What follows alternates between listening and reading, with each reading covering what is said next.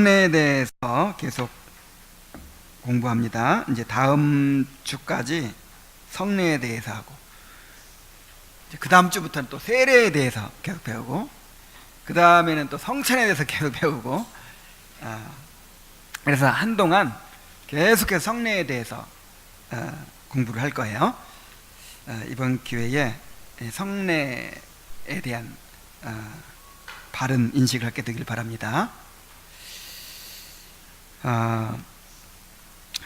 먼저 우리 10항을 보겠습니다. 인간사의 사례를 통하여 성례와 성령의 관계를 설명함. 가령 여러분이 누군가에게 어떤 일을 하도록 말로 납득시키려고 한다고 생각해보자. 이때에 여러분은 그 사람이 여러분의 권고에 따르지 않을 수 없도록 온갖 논리를 제시하려 할 것이다. 그러나 그 사람이 그 말을 잘 알아듣지 못한다면, 또한 그가 남의 가르침을 잘 듣지 않는 사람이라면, 그리고 여러분에 대한 신뢰가 없고 권위를 인정하지 않는 사람이라면 아무 소용이 없을 것이다. 그러나 반대로 그런 모든 것들이 있다면 여러분의 권고를 듣는 사람의 마음을 즉시 움직여서 여러분의 권고를 따르도록 할 것이다. 성령께서 우리 속에서 바로 이런 류의 역사를 행하시는 것이다. 말씀이 우리의 귀에 헛되이 울리지 않도록, 성례가 우리의 눈을 그저 헛되이 때리지 않도록 성령께서 역사하셔서 말씀과 성례 속에서 말씀하시는 분이 바로 하나님이시라는 것을 깨닫게 하고, 우리 마음의 완악함을 부드럽게 하며 마음을 진정시켜서 하나님의 말씀에 순종하도록 만들어 주시는 것이다. 그리고 성령께서는 그 바깥에서 전해지는 말씀과 성례를 우리의 귀에서부터 우리의 영혼에 전달시켜 주시는 것이다.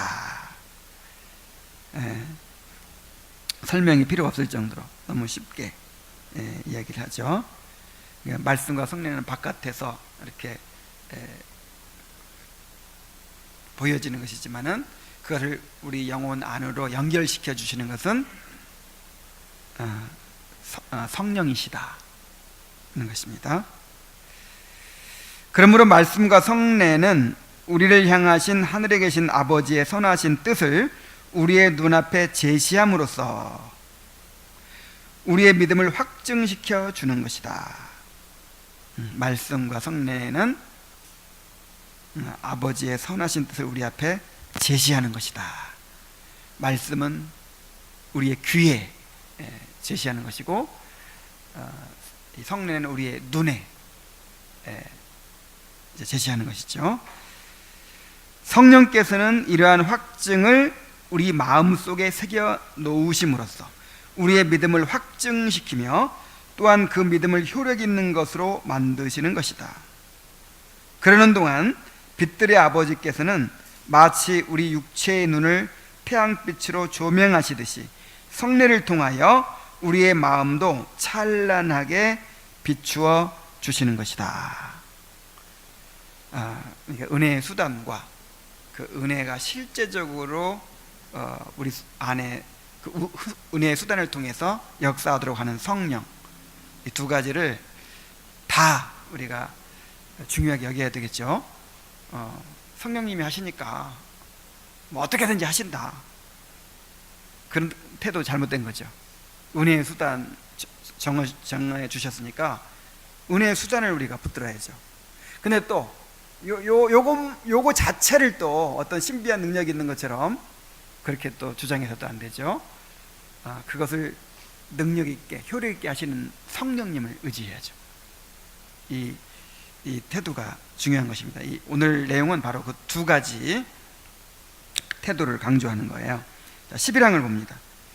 씨를 통하여 성례와 성령의 관계를 설명함. 씨가 밭에 메마르고 황폐한 부분에 떨어지면 그냥 죽어버린다. 그러나 적절하게 가꾸고 돌보는 땅에 떨어지면 풍성한 열매를 맺게 된다. 이와 같이 하나님의 말씀도 목이 곧은 사람에게 떨어지면 마치 모래밭에 떨어진 씨처럼 그냥 말라버리고 만다. 그러나 성령의 손에 의하여 보살핌을 받는 심령에게 말씀이 비춰지면 크나큰 열매를 맺게 되는 것이다. 그러니까 이 말씀은 씨앗이고 우리 마음은 밭이고, 그렇죠. 그런데 밭에 그냥 씨 뿌린다고 무조건 나는 게 아니에요. 흙을 부드럽게 만들어주고 거기다 물을 주고 이 가꾸는 작용이 있어야 그 씨가 싹이 나게 되는 거란 말이죠. 그래서 아무리 능력 있는 말씀을 전해도 성령께서 그렇게 우리의 마음밭을 가꿔주지 않으시면 마치 황폐한 땅에 떨어진 씨처럼 그냥 말라 죽어버리고 마는 거죠. 그래서 성령을 더 의지해야 돼요. 정말 성령을 의지해야 돼요.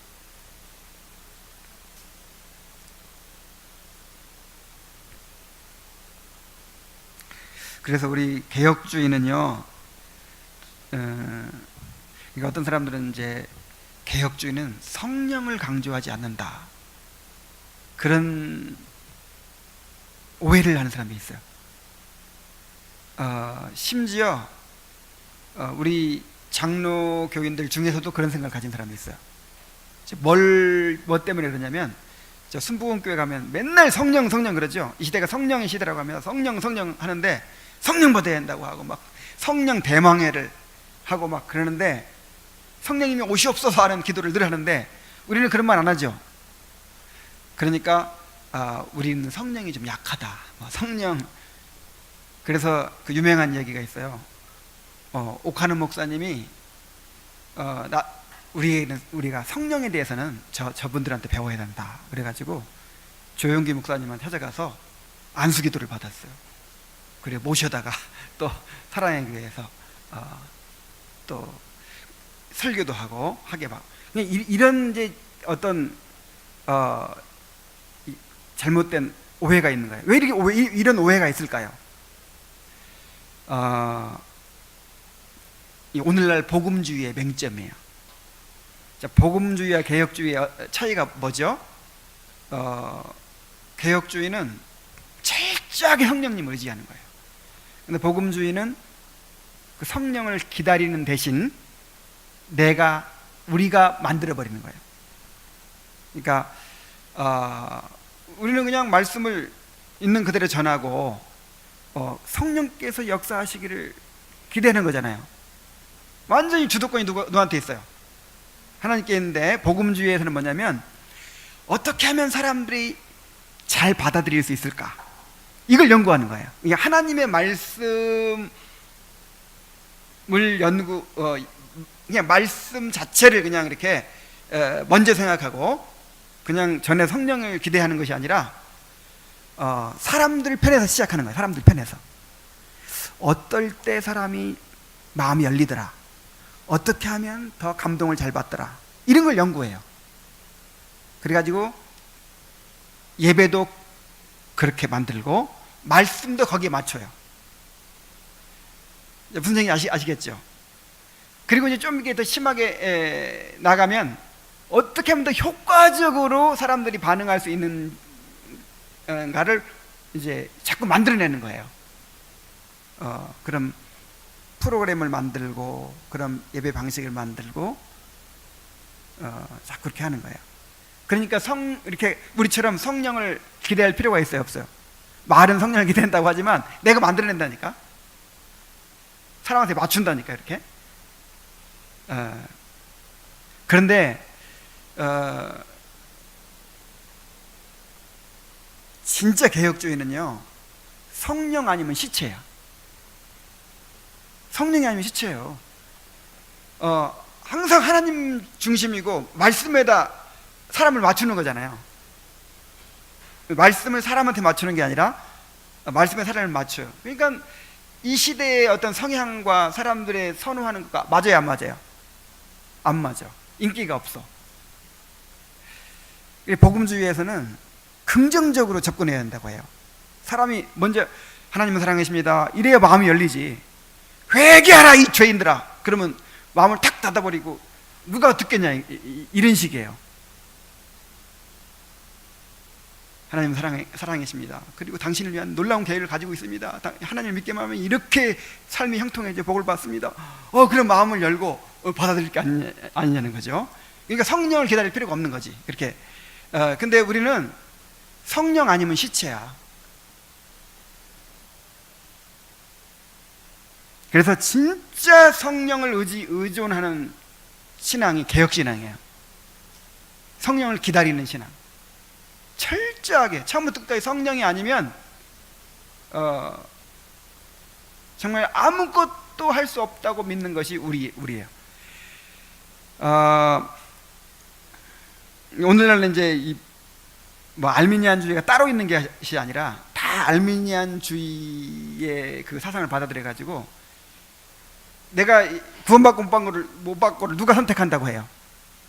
내가 선택한다고 하죠. 내가 믿음을 누가 선택한다고 해요? 누가 믿는다고 해요? 내가. 근데 우리는 뭐라고 그래요? 믿음조차도 하나님이 주셔야 된다. 성령이 주시지 않으면 우리가 믿을 수가 없다. 우리는 성령께서 역사해 주시지 않으면 우리는 믿을 수조차도 없다고 우리는 생각하는 거예요.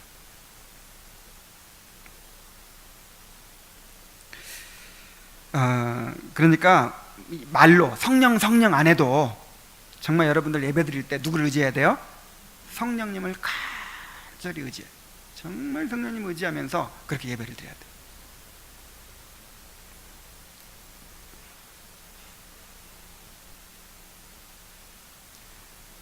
바울은 사역자 자신들의 수고와 노력을 농부에 비유하여 말한다. 농부들이 땅을 파고 갈고 씨를 뿌리는 일에 수고와 노력을 기울이고 나면 더 이상 할 일이 없다. 그러나 뿌려진 씨앗이 하늘의 축복으로 말미암아 자라나지 않는다면 밭을 갈고 씨앗을 뿌리고 물을 주는 일에 아무리 수고를 들였다 한들 무슨 소용이 있겠는가. 그러므로 바울은 이렇게 결론을 짓는다. 그런즉 심는 이나 물 주는 이는 아무것도 아니로되 오직 자라게 하시는 이는 하나님뿐이니라. 사도들은 하나님께서 그의 신령한 은혜를 드러내시기 위하여 친히 세우신 그 도구들을 사용하시는 한 성령의 능력이 그들의 복음 전도 사역에 발휘된다는 사실을 그렇게 표현하는 것이다. 그래서 바울 사도가 내가 너희 가운데서 말씀을 전할 때 약하며 두려워하며 심히 떨었노라 그런 말이죠. 왜 그렇게 약하고 두려워하고 심히 떨었을까요? 내 말과 내 전도함이 지혜의 권하는 말로 하지 아니하고 다만 성령의 나타남과 능력으로 하여 너희 믿음이 사람의 지혜에 있지 아니하고 하나님의 말씀에 있게 하려 하였노라. 여기서 오늘날 복음주의와 이 성경의 복음과 복음주의가 전하는 복음의 방식과 이 성경의 전도의 방식이 어떻게 다른지를 알 수 있어요. 당시에는 이 수사학이 발달해서, 그러니까 수사학이라는 게 뭐냐면 웅변술이에요. 쉽게 말하면. 그러니까 어떻게 하면 사람이 감동을 받을 수 있는지를 연구하는 게 수사학이잖아요. 그래서 사람들을 감동받게 할 수 있어요. 얼마든지 감동받게 하고 울고 웃고 하게 만들 수 있어요. 여러 가지 이제 예화를 기가 막히게 예화를 사용한다든지 아니면 이제 그런 수사학적인 기법을 사용해서 그렇게 할 수 있단 말이죠. 근데 그렇게 해서 사람들 이제 감동받게 하면 결과가 어떻게 돼요? 막 이제 그날 눈물도 흘리고 막 은혜도 받은 것처럼 보여요. 근데 그게 성령이 아니라 사람이 조작한 것이 될 수 있다 이 말이에요. 그러니까 빌리그리암 이 전도의 특징이 뭐냐면 그렇게 만들어내는 것이거든요. 그 빌리그리암뿐 아니라 이 복음주의에서 이렇게 이제 세상에 대해서 복음을 전하는 방식이 그렇게 사람한테 맞추는 거거든요. 이렇게.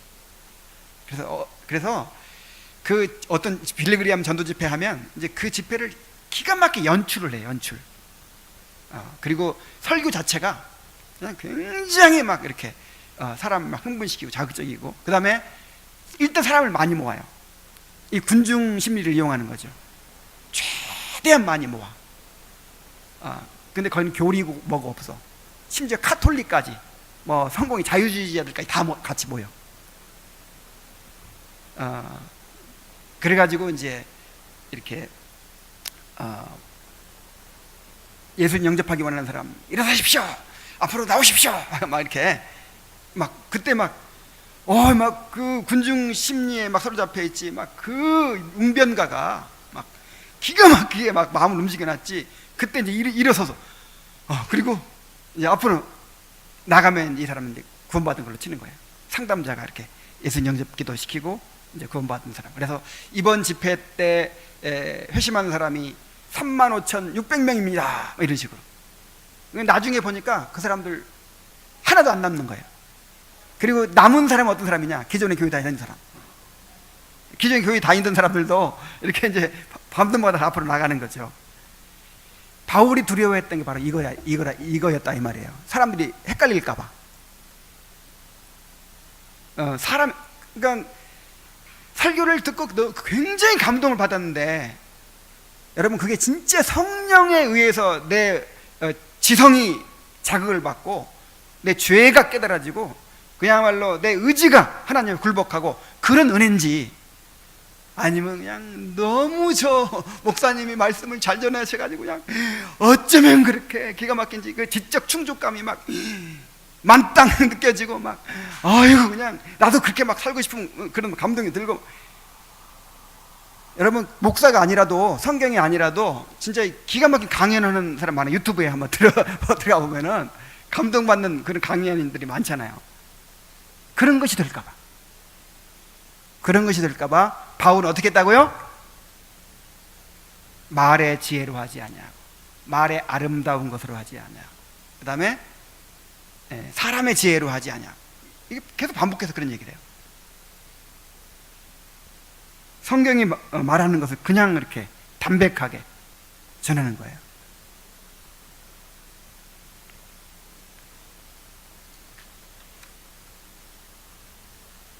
그래서 저도 이제 어떤 때는 그런 때가 있어요. 이렇게 이런 얘기를 하면 여기서 이런 얘기를 하면 사람들이 딱 이렇게 뭔가 감동을 받겠다. 근데 그런 걸 이렇게 절제하게 돼요. 쓸데없이 감동을 시킬 필요가 없어요. 왜냐하면 흐려져, 본질이 흐려져.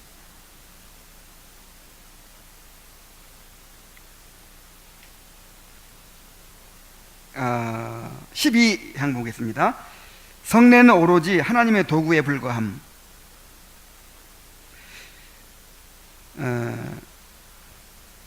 성례가 틀림없이 우리의 믿음을 확증시켜주기 때문에 주께서는 우리가 주님이 성례 가운데서 약속하셨던 것 자체를 의지하지 못하도록 하시기 위하여 때때로 성례 그 자체를 없애기도 하시는 것이다.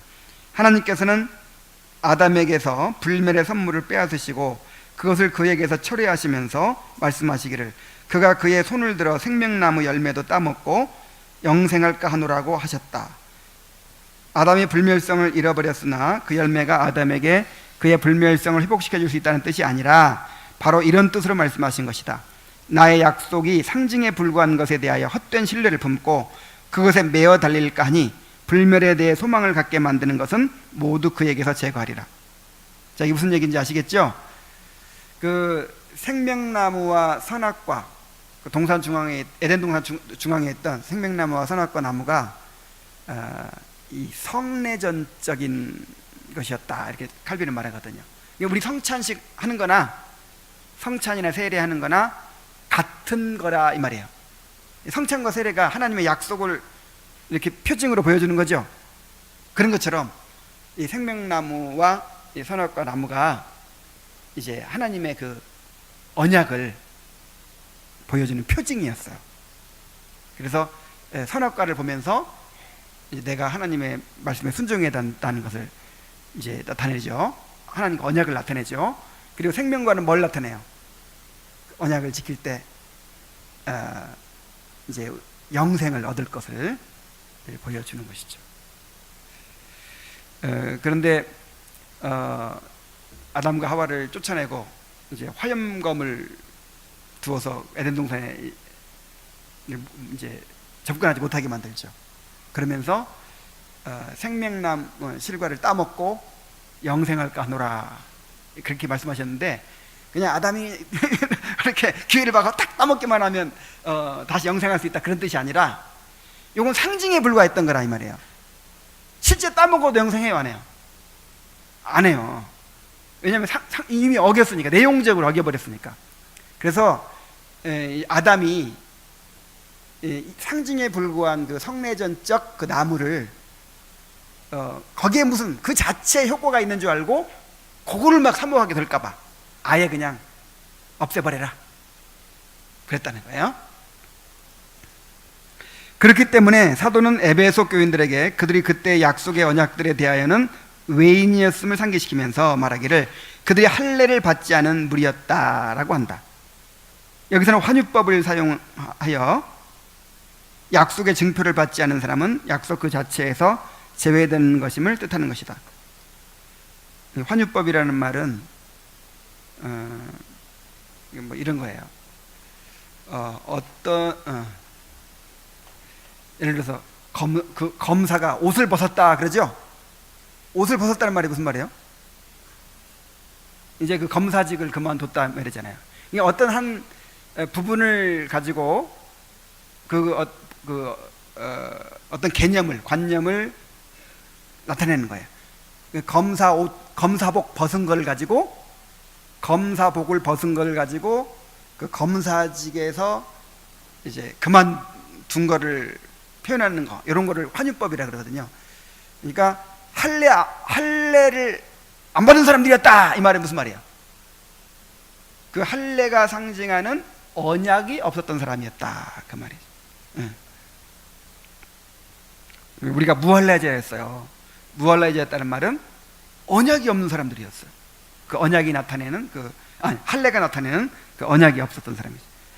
성례를 통해서 우리의 믿음을 영적으로 양육하시니 성례의 기능은 하나님의 약속들을 우리의 눈앞에 제시하여 우리로 하여금 그것을 바라보게 하며 그리하여 그 약속들을 우리에게 보증해 주는 것이다. 성례는 하나님이 사용하시는 도구일 뿐이다. 그러므로 우리가 성례 그 자체에 신뢰를 두어서도 안 될 것이며 하나님의 영광이 성례 그 자체에게로 전이되었다고 여겨서도 안 되는 것이다. 가톨릭에서는 그렇게 생각하죠. 성례 자체에 그냥 능력이 있다고 믿는 거예요. 세례 자체에 능력이 있다고 믿는 거예요. 어떻게든지 간에 세례만 받으면요 원죄가 없어져 버려요. 그리고 어떻게든지 그냥 그 성례 떡만 받아 먹으면 그때까지 지은 죄가 싹 없어져 버려요.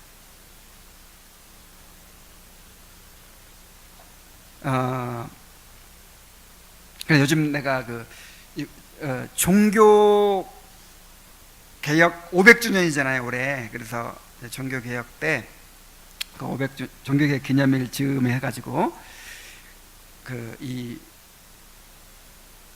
지난번에 이제 종교 개혁사의 웨스트민스터 총회까지 다루었기 때문에 그 이후에 특별히 오늘날 이제 이 복음주의의 역사에 대해서 좀 이렇게 몇 주간 하려고 하는데, 그래서 요즘 계속 책을 읽고 있는데 그 존 스토트, 또 제임스 패커가 누구죠? 하나님을 아는 지식 쓴 사람. 굉장한 분들이죠 그분들이. 근데 그분들이 성공의 신부들이에요. 그래서 이제 성공회 안에 그런 이제 두 파가 있는 거지. 성공회 안에서 성공회의 그 39개조 신앙 고백은요 거의 칼빈주의 비슷해요. 거의. 근데 그걸 안 지켜서 문제지. 그래서 대부분 이제 이 자유주의로 가버렸고, 일부는 자유주의로, 일부는 카톨릭처럼 되어버렸어요. 근데 그 일부가 그 39계절을 우리가 이대로 믿어야 된다 굳게 주장하는 사람들이 있는데, 이 사람들이 이제 이 성공회의 복음주의자들이라고 하죠. 옛날 복음주의자.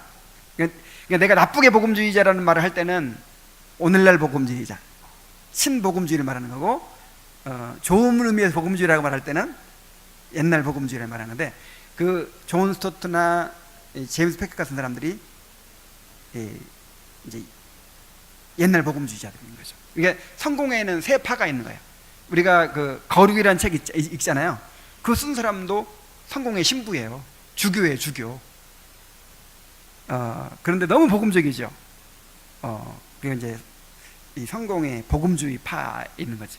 근데 이제 어떤 일이 일어나냐면 한 70년대인가 그때쯤 해가지고 이제 이 존 스토트나 제임스 패커 이런 분들이 약간 변질이 됐어요. 그래가지고 연합을 해버려요. 이렇게.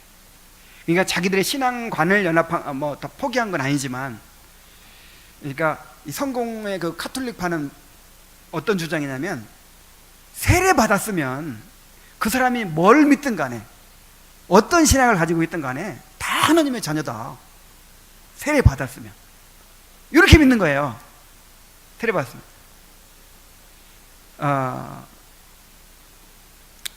그래서 이제 그 구복음주의자들 중에서 이 로이드 존스, 산상수훈 로이드 존스는 끝까지 그 길을 고집한 분이고, 그 분들 중에서 이제 이 성공회에 속했던 이 부분들은 다시 그냥 그쪽으로 연합을 해버렸어요. 이렇게. 근데 그때 이제 그 사람들이 그 카톨릭파 사람들이 주장했던 게 뭐냐면 바로 그거죠. 세례 받았으면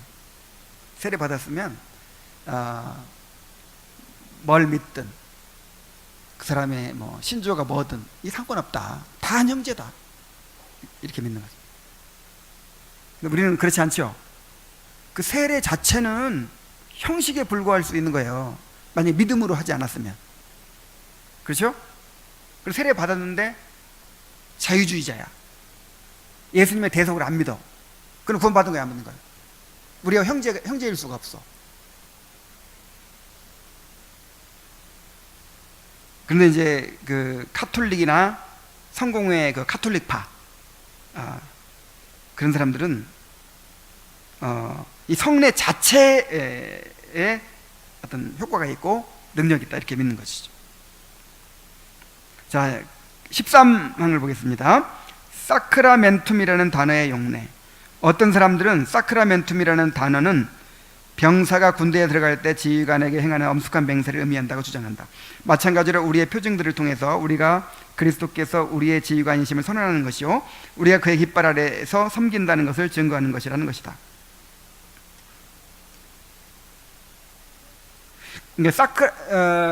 라틴어로 성례가 뭐예요? 사크라멘툼 그러죠. 라틴어 성례가 사크라멘툼이에요. 근데 사크라멘툼이라는 단어가 원래 어떤 뜻이냐면, 어떤 사람들이 이제 군대에 입대를 했을 때 지휘관에게 충성하겠습니다 하고 맹세하는 것을 사크라멘툼이라고 했거든요. 그래서 이걸 근거로 해서 성례가 뭐냐, 내가 이렇게 하겠습니다 하고 주님 앞에 이렇게 고백하는 것이다, 이렇게 주장하는 사람들이 있다 이 말이에요. 근데 그게 틀린 말이다라고 칼빈은 얘기해요. 처음에 이 사크라멘툼이라는 용어를 이렇게 채용할 때 그 어원 상관없이 그냥 무조건 쓴 거다, 아무 의미 없이 쓴 거다 이 말이에요. 읽어볼게요. 그러나 사크라멘툼이라는 명칭을 사용한 고대 사람들은, 이제 교부들이죠, 이 단어의 용례에 대하여 주의를 기울이지 않았고 그저 거룩한 표징을 그 단어로 지칭했을 뿐이다.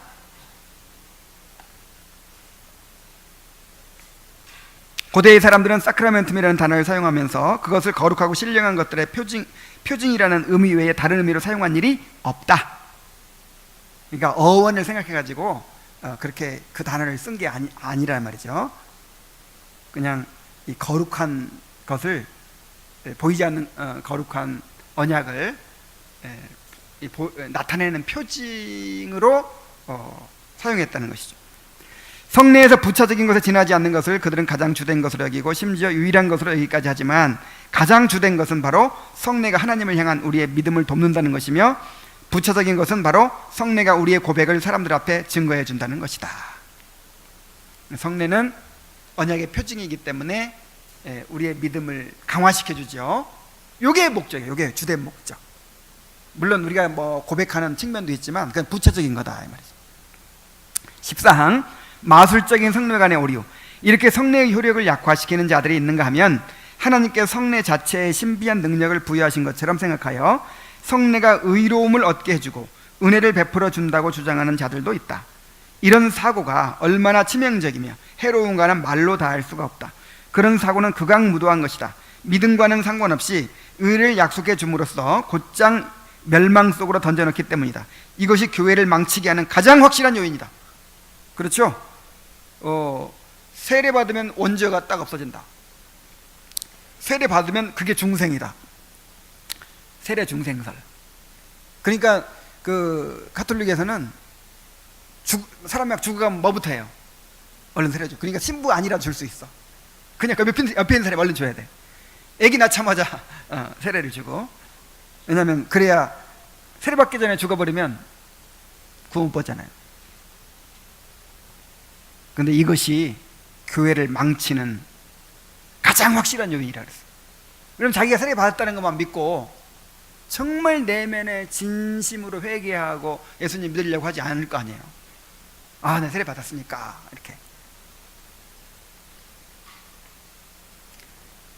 약속 이외에 성례에서 아무것도 기대해서는 안 된다. 하나님의 말씀에 제시하는 것과 참된 믿음으로 받는 것 이외에 다른 어떤 것을 성례를 통하여 더 받는다고 생각하는 사람은 스스로 속고 있는 것이다. 구원의 확신이 성례에 참여하는지의 여부에 달려있는 것도 아니다. 의롭다 하심이 성례에 있는 것은 아니기 때문이다. 의롭다 하심은 오직 그리스도 안에 있으며 또한 그 의롭다 하심은 성례의 인에 못지않게 복음의 선포에 의해서 우리에게 전달되며 또한 성례의 인이 없이도 의롭다 하심을 얼마든지 완전하게 누릴 수 있는 것이다. 자, 성례가 없어도 구원받을 수 있어요, 없어요? 있죠. 말씀으로 믿음을 일으키고 강화시킨다 그랬어요. 성례는 단지 뭐만 한다? 믿음을 강화시키기만 한다. 근데 이제 그 성례에 대한 미신적인 교리를 가지고 있으니까 가톨릭 교회는 반대가 돼버렸어. 말씀을 없애버려. 말씀을 없애버리고 뭐만 있어요? 그 성찬만 있어요. 그게 미사야, 미사. 뭐 지금은 이제 강론도 하고 막 한다고 하지만 그게 바뀐 지가 언제냐면 70년대예요. 바티칸 2차 공의회 때 각자 자기 나라 말로 미사를 드리도록 그때 허락된 거예요. 그 전까지는 제 어렸을 때까지만 해도 천주교에서 어떻게 해요? 라틴어로 샬라 그러면 아무것도 모르고 그냥 이렇게 멍청이 같이 있다가 떡 넣어주면 이렇게 먹고 죄사 안 받았어 그리고 하는 거야. 이런 미신이 어디 있어? 이런 미신이.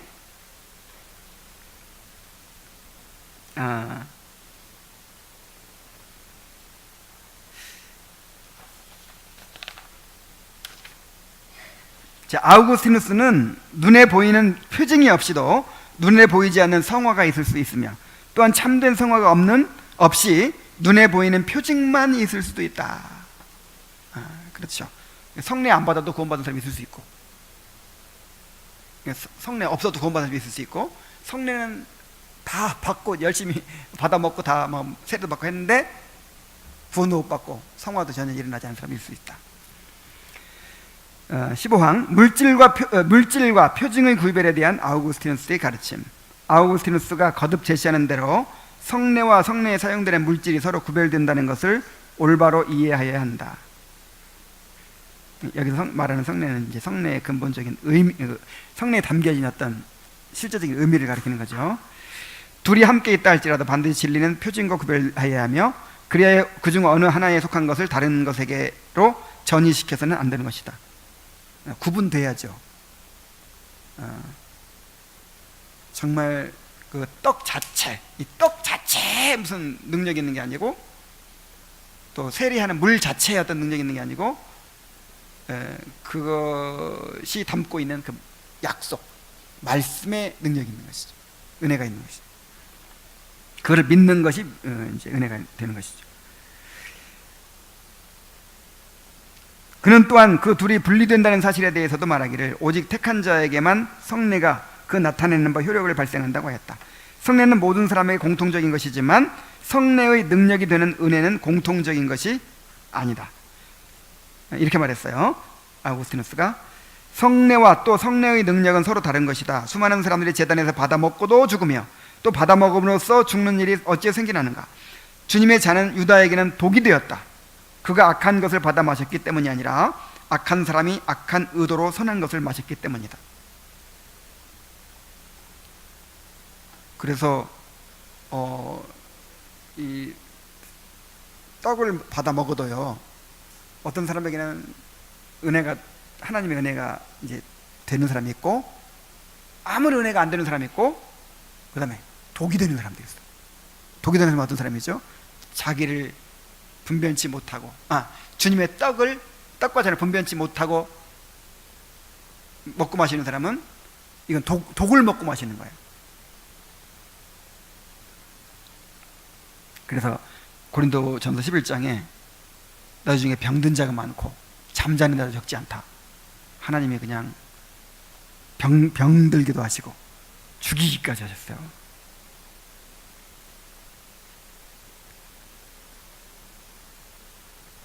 성례를 받는 자들의 무가치함 때문에 성례가 그 안에 담겨있는 진리와 이렇게 분리되므로 결국 허망하고 쓸모없는 물질밖에는 아무것도 남아있지 않는다는 것이다.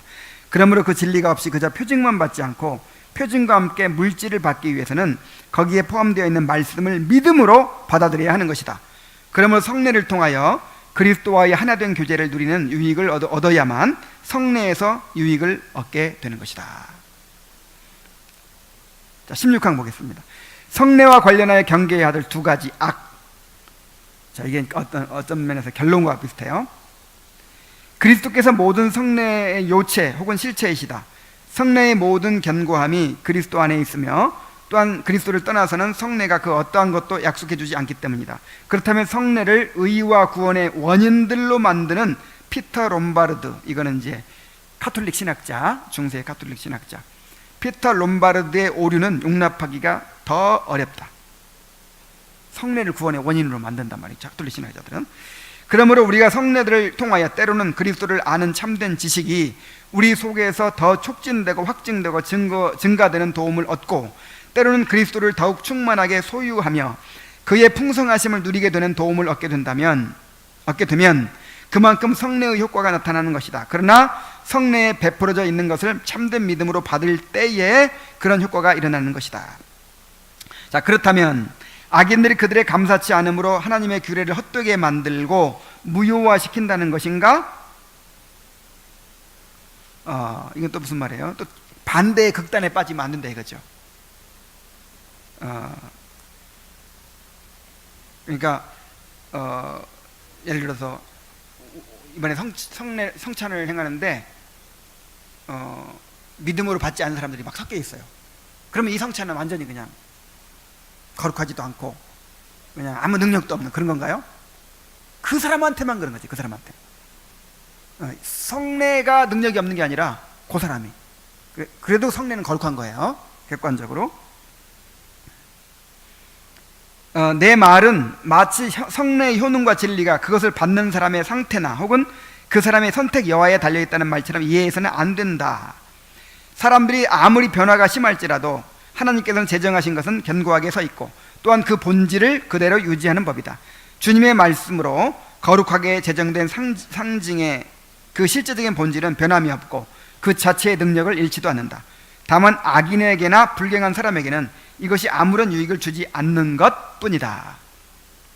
자, 아우구스티누스는 성례가 그 진리와 분리되면 무가치한 것이 되어버린다고 했는데, 다른 구절에서는 그 둘을 결합하면서도 서로 구별해야 한다고 가르쳤다.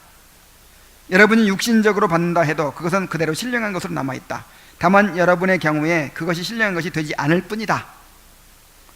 의형적인 표징을 따르고 표징이 드러내고자 하는 실체를 버리고 표징 그 자체를 취한다는 것은 조잡한 연약함인 것처럼, 표징을 아무런 소용이 없는 것처럼 해석하는 것은 터무니없는 오류이다. 양극단에 빠지지 말아야 되죠.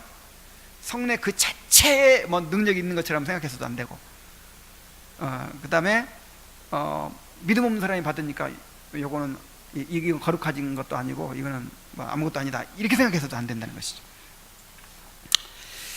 그는 여기서 피해야 할 두 가지 악을 지적하고 있다. 첫 번째 악은 표징들이 마치 헛되이 주어진 것처럼 여기서 그것을 대적함으로써 그 은밀한 의미를 파괴하거나 약화시키고 그리하여 그것들이 우리에게 전혀 열매를 맺지 못하도록 만드는 것이다. 그리고 두 번째 악은 눈에 보이는 표징들 이상으로 우리의 마음을 높이지 않음으로써 오직 그리스도께서만 우리에게 베풀어 주시는 그 은혜들을 그 표징들의 덕분으로 돌려버리는 것이다.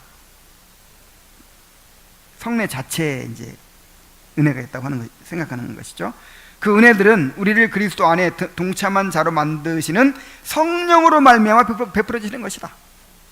그 두 극단을 계속 경계하라고 말하고 있는 거예요. 자, 마지막 17을 있습니다. 성례의 참된 기능. 그러므로 성례는 하나님의 말씀과 동일한 기능, 곧 그리스도를 우리에게 제시하고 세우며 또한 그리스도 안에서 하늘의 은혜의 보화들을 제시하고 세우는 기능을 갖고 있다는 것을 확정된 하나의 원리로 간주하도록 하자. 그러나 믿음으로 받지 않으면 성례는 아무런 유익도 소용도 없다. 마치 물을 그릇에 부을지라도 그 그릇이 닫혀 있으면 아무 소용이 없는 것과 같다. 성령께서 함께 하시지 않으면 성례들은 더 이상 유익이 없는 것이다. 왜냐하면 우리의 마음과 정신을 여시고 우리로 하여금 이 증거를 받아들이도록 만드시는 분이 바로 성령이시기 때문이다. 성례들은 우리에게는 마치 기쁜 소식을 전하는 사자나 계약들을 확증해주는 보증물과도 같아서 그 자체가 우리에게 어떤 은혜를 베풀어 주는 것이 아니라 다만 하나님께서 자비하심으로 우리에게 베풀어 주시는 은혜들을 우리에게 선언하고 전해주며 또한 보증물과 증거물로서 그 은혜들을 우리들 가운데 확증시켜 주는 것이다. 하나님께서 그가 제정하신 성례 제도 자체 속에 그의 성령의 임재의 능력을 통하여 임재해 계신다는 것을 우리는 부인하지 않는다. 그러나 그럼에도 불구하고 그가 제정하신 성례의 시행이 열매 없거나 헛된 것이 되지 않도록 하기 위하여 우리는 성령의 내적인 은혜를 외형적인 성례의 사역과 구별시켜서 별도로 다루어야 하는 것이다. 성례 제도 자체를 우리가 존중하고 이것이 하나님의 은혜의 수단이고 정말 거룩한 표징이라는 것을 인정하면서도 그러나 그 자체에 능력이 있는 건 아니고 성령께서 역사해 주셔야 된다는 것을 우리가 생각해야 된다는 거죠. 그러므로 하나님께서는 표징을 통해서 약속하시고 나타나시는 것은 무엇이든 진실로 이행하시며 또한 표징들도 효과가 없는 것이 아니다. 그것들은 그 제정하신 주님의 신실하심과 진실하심을 증명해 주기 때문이다. 여기서 한 가지 문제는 과연 하나님께서는 그들의 말처럼 그 자신의 고유한 능력으로 역사하시는가, 아니면 그 자신의 일을 외형적인 상징물들에게 넘겨주시는가 하는 것이다. 이에 대해서 우리는 하나님께서 어떠한 도구를 사용하시든지 간에 하나님의 고유한 활동은 전혀 저촉을 받지 않는다고 본다. 이게 무슨 말이냐면 하나님께서 성례를 제정하셨는데 능력을 여기다가 이렇게 하나님의 능력을 전이시켜 놓고 알아서 받아라, 이게 아니라 하나님 이걸 제정하셨지만 능력은 어디서 나온다는 거야? 하나님의 성령을 통해서 나온다는 거죠. 같은 원리로 그 성례를 집례하는 목사에 대해서도 우리가 같은 태도를 가져야 되는 거예요. 또한 다음과 같은 점도 생각해야 한다. 곧 목사가 외형적인 행위로 나타내고 증거하는 바를 하나님께서 속에서 이루신다는 것이다. 그냥 목사 자체에 능력이 있는 건 아니죠. 하나님께서 홀로 행하시는 역사를 유한한 인간에게 돌리는 일이 없도록 하기 위함이다. 어떻게 모세와 하나님이 함께 거룩하게 하는가? 모세가 하나님을 대신해서 거룩하게 하는 것이 아니라 모세가 눈에 보이는 성례를 섬길 때에 하나님께서 성령을 통하여 눈에 보이지 않는 은혜를 베푸심으로써 거룩하게 하시는 것이다. 그러니까 이 성례에 대해서도 그렇게 두 가지 극단에 빠지지 말아야 되고, 목사에 대해서도 마찬가지예요. 목사에 대해서도 목사 자체를, 목사가 강단에 딱 설 때 정말 하나님의 말씀을 가지고 선 거죠. 그리스도께서 지금 선지자 역할을 하고 계시는 거예요. 목사를 세워서 말씀 전하시는. 그러니까 칼빈은 말하기를 목사가 딱 강단에 설 때, 야, 하나님이 우리를 이렇게 자비하게 여기시는구나. 우리에게 은혜를 막으시지 않고 이렇게 은혜를 베푸시는구나 하고 감사해야 된다 그랬어요. 그리고 목사가 전하는 말씀을 하나님의 말씀을 받아야 한다 그랬어요. 자, 그런데 또 이게 이제 지나쳐가지고 목사 자신에게 뭔가 이제 능력 있는 것처럼 성도들보다 목사가 더 거룩한 것처럼 또 그렇게 생각해서는 안 되는 거죠. 그래서 우리는 그 양쪽 극단을 이제 항상 주의해야 되는데, 교회관 자체가 이 카톨릭적인 교회관이 있어요. 이 카톨릭적인 교회관은 뭐냐면, 교회라는 것이 어떤 그냥 제도일 뿐이에요. 의식일 뿐이에요. 어떤 그런 그러니까 카톨릭은요, 성도를 하나도 없어도 이 성직자로만 교회가 이루어져요. 그러니까 제사들 자기들끼리 다 제사드리고 다 해. 그래서 성도들은 뭐 하냐면 구경하고 그냥 얻어먹고 요런 식이에요. 너무 그 의식 자체, 또 그 사람 자체, 이거를 중요시한다 이 말이죠. 근데 이것을 너무 이제 배격하다 보니까 이제 반대로 이렇게 간 사람들은, 그 제세례파라든가 이런 사람들은 아예 그 모든 의식을 다 부정해 버리는 거예요. 성례 이런 건 다 그냥 상징에 불과해. 상징. 기념하는 것에 불과해. 기념하는 거. 상징설, 기념설로 다 얘기해 버리고. 그 다음에 막 극단적으로 나간 사람들은 꼭 목사가 있어야 되나? 교회는 구원받은 사람들이 모인 것이 교회야. 이렇게 생각하는 거야. 그래서 하나님은 누구한테도 다 말씀하실 수 있어. 그래서 너무 실용주의적으로 생각해 버리는 거예요. 근데 이런 실용주의적이고 회중주의적인 교회관이 오늘날 복음주의 안에 퍼져 있어요. 여러분, 교회를 뭐라고 배웠어요? 교회의 정의, 구원받은 사람들의 모임, 그러죠? 구원받은 사람의 모임이 교회야. 그러니까 어떤 제도나 의식이나 이런 걸 너무 부정해 버리는 거예요. 이건 정말 잘못된 정의입니다. 우리가 그 제도나 의식만이 교회는 아니지만, 교회는 하나님이 세우신 질서요, 제도예요. 그래서 이번에 지난주에 그 종교개혁 세미나에 갔는데 이 부분을 다룬 이제 그 강의를 들었어요. 오늘날 회중주의적인 그런 교회관을 갖고 있으니까 사람들이 어떻게 생각하냐면, 그냥 구원받은 사람 모이면 교회라는 거예요. 그러니까 너무 실용주의적으로 생각하는 거야. 나한테 은혜가 안 되고 별로 이렇게 나한테 유익이 없다 싶으면 교회를 쉽게 옮겨. 그러니까 내 필요에 의해서